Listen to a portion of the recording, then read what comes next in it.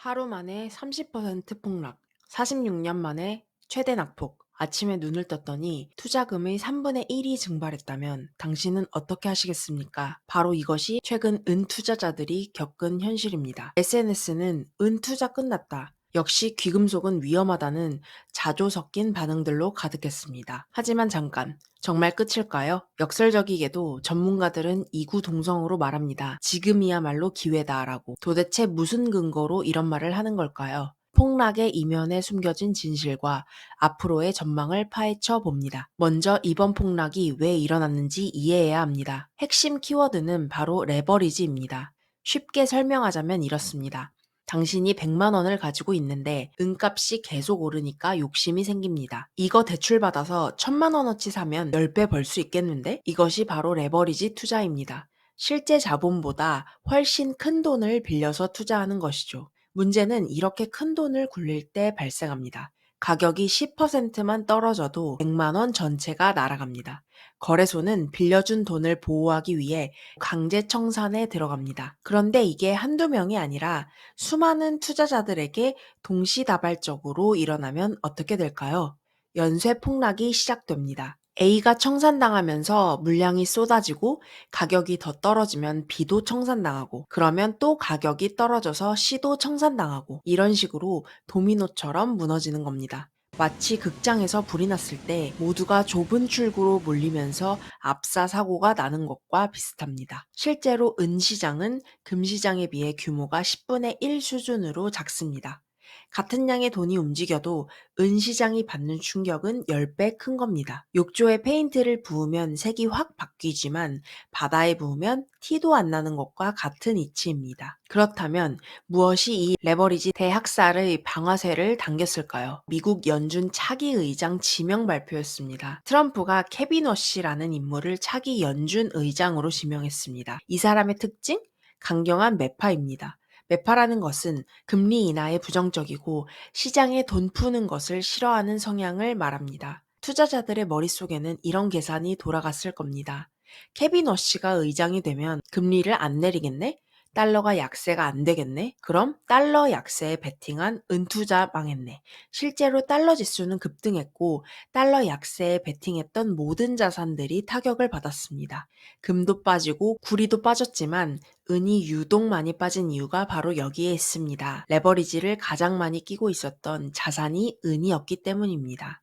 많은 분들이 은도 금처럼 안전자산 아니야? 라고 생각하실 수 있습니다. 반은 맞고 반은 틀립니다. 역사적으로 은과 금은 5천년 동안 함께 화폐로 사용되어 왔습니다. 고대 로마에도 금화인 솔리두스와 은화인 데나리우스가 함께 유통됐죠. 그래서 금과 은의 가격은 대체로 같은 방향으로 움직입니다. 하지만 결정적인 차이가 있습니다.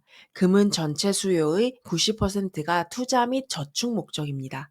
반면 은은 전체 수요의 58% 이상이 산업용입니다. 은이 원소 중에서 전기 전도성이 가장 높기 때문입니다. 무슨 의미일까요? 금은 순수한 안전자산이지만 산업 원자재라는 뜻입니다. 따라서 경기가 나빠지면 산업 수요가 꺾이면서 은값이 금보다 더 크게 떨어질 수 있습니다. 또한 중앙은행이나 대형기관들은 금을 대량 보유하지만 은은 잘 보유하지 않습니다. 이것도 은 시장의 변동성을 키우는 요인입니다. 기관들이 장기 투자로 버티면서 가격 방어를 해주는 세력이 부족한 겁니다. 여기까지 읽으면 은 투자하면 안 되는 거 아니야? 라고 생각하실 수 있습니다. 하지만 역설적이게도 전문가들은 은의 장기 전망에 대해 여전히 낙관적입니다. 왜 그럴까요? 첫째, 공급이 심각하게 부족합니다. 미국 지질조사국에 따르면 지구상에 남은 은 매장량은 약 56만 톤입니다. 현재 연간 2만 8천에서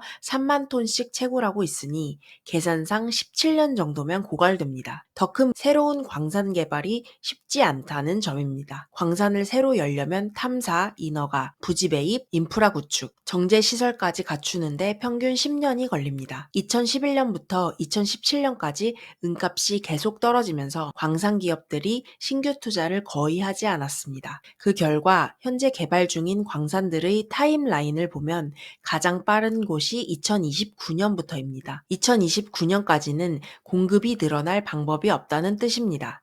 이미 2021년부터 5년 연속 공급 부족 상태입니다. 둘째, 수요는 폭발적으로 증가하고 있습니다. AI 데이터 센터, 전기차, 태양광, 5G, 반도체 등 첨단 산업이 성장할수록 은수요는 기하급수적으로 늘어납니다. 예를 들어 전기차 한 대를 만드는데 은이 50g 들어갑니다. 적은 양 같지만 전 세계 전기차 생산량을 생각하면 어마어마한 양입니다. 게다가 은값이 10배 오른다고 해서 테슬라가 전기차 생산을 멈출까요? 절대 그럴 수 없습니다.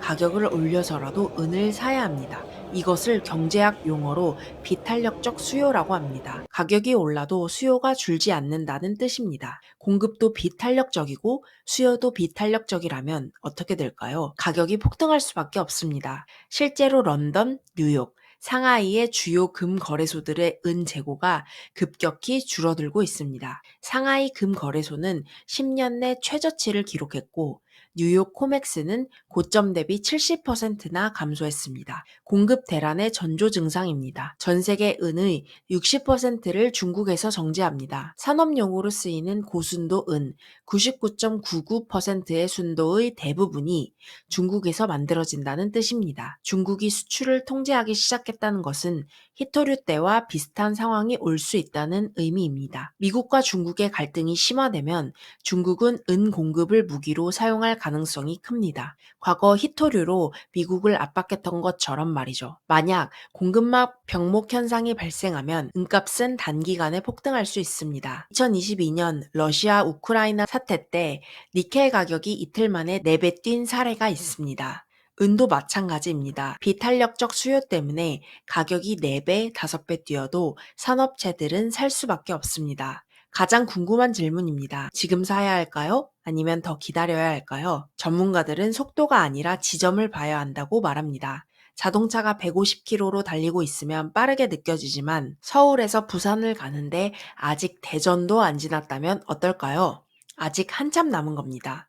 금과 은의 사이클은 보통 10년 정도입니다. 1970년대 사이클은 10년, 2000년대 사이클은 9년이었습니다. 이번 상승장은 2019년에 시작됐습니다. 2030년까지 이어진다고 보면 아직 절반 정도 왔을 뿐입니다. 금값을 은값으로 나눈 비율을 봐도 알 수 있습니다. 2000년대 상승장의 고점에서는 금은비가 32까지 떨어졌고 1980년 고점에서는 15까지 떨어졌습니다. 지금은 50 정도입니다. 아직 갈 길이 멀다는 뜻입니다. 달러 인덱스도 마찬가지입니다. 과거 상승장의 고점에서는 70에서 80까지 떨어졌는데 지금은 96입니다. 가장 약한 상승세를 보였던 사이클 기준으로 봐도 10일까지는 떨어져야 고점 부근이라고 볼 수 있습니다. 한 전문가는 2019년에 은을 온스당 18달러에 샀다고 합니다. 당시 주변에서 그 가격에 사냐며 비웃었고 2020년에는 12달러까지 떨어지면서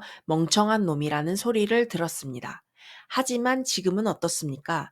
거의 10배가 올랐습니다. 중요한 것은 최저점을 맞추는 것이 아닙니다. 큰 흐름을 타는 것입니다. 2030년 고점에 도달했을 때 700만 원에 샀든 650만 원에 샀든 큰 차이가 있을까요? 부산에 도착했을 때 대전에서 탔든 청주에서 탔든 무슨 의미가 있겠습니까? 그렇다고 무작정 올인하라는 뜻은 아닙니다. 은은 변동성이 크기 때문에 리스크 관리가 필수입니다. 첫째, 분할 매수하세요. 한 번에 몰빵하지 말고 3, 4번에 나눠서 사는 겁니다. 변동성이 크기 때문에 떨어질 때 추가 매수할 여력을 남겨두는 것이 중요합니다. 둘째, 금과 함께 투자하세요. 금은 은보다 변동성이 낮습니다. 은값이 급락할 때 금을 팔아서 싸진 은을 더 살 수 있습니다. 자산 배분을 통해 심리적 안정을 유지하는 겁니다.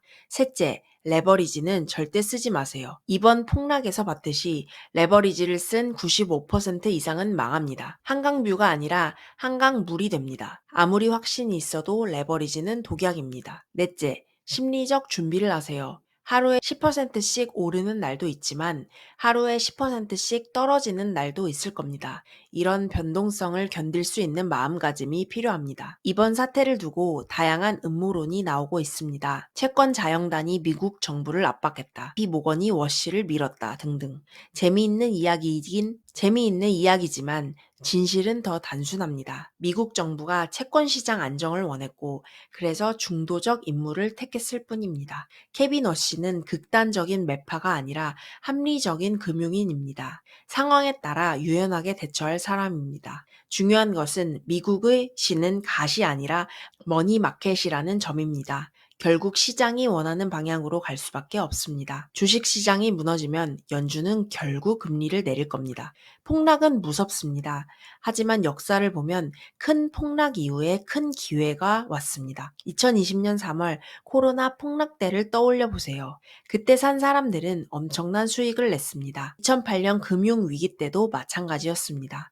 은 시장은 지금 단기적 충격을 받고 있지만 장기적 펀더먼털은 오히려 강화되고 있습니다. 공급은 부족하고 수요는 폭발하고 중국은 통제를 시작했습니다. 완벽한 폭풍이 몰려오고 있습니다. 물론 내일 또 10% 떨어질 수 있습니다. 모레 또 5% 떨어질 수도 있습니다. 하지만 2030년에는 어떨까요? 그때 가서 지금을 돌아보면 그때 살 걸 하고 후회하지 않을까요? 투자의 본질은 공포를 이겨내는 것입니다. 모두가 팔 때 사고 모두가 살 때 파는 역발상이 큰 수익을 만듭니다. 지금이 바로 그런 순간일 수 있습니다. 다만 명심하세요. 레버리지는 절대 금물입니다. 여유 자금으로, 분할 매수로, 장기 관점으로 접근하세요. 그리고 변동성을 즐기세요. 떨어지면 싸게 살 기회다 라고 생각할 수 있는 여유가 진정한 투자자의 자세입니다. 폭락은 끝이 아닙니다. 새로운 시작입니다. 오늘 영상이 마음에 드셨다면 소중한 사람에게 공유해 주시고 구독, 좋아요 눌러주세요. 그럼 다음에 더 유익한 이야기로 찾아뵐게요. 좋은 하루 되세요.